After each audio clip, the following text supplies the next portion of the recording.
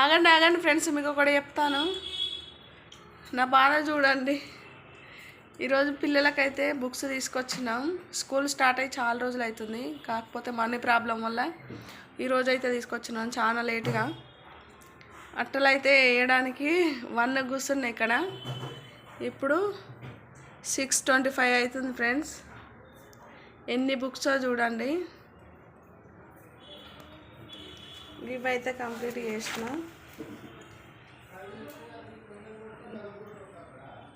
ఇప్పుడైతే ఇవి మా పెద్దోనివి, ఇంకా మా చిన్నోని ఉన్నాయి.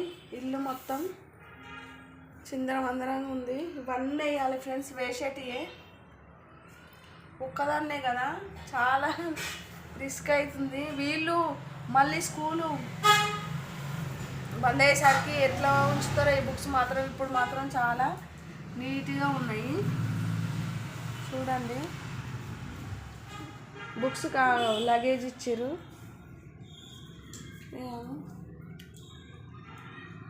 నేను వేస్తుంటే మా పిల్లలు చూస్తారు మంచిగా కూర్చొని.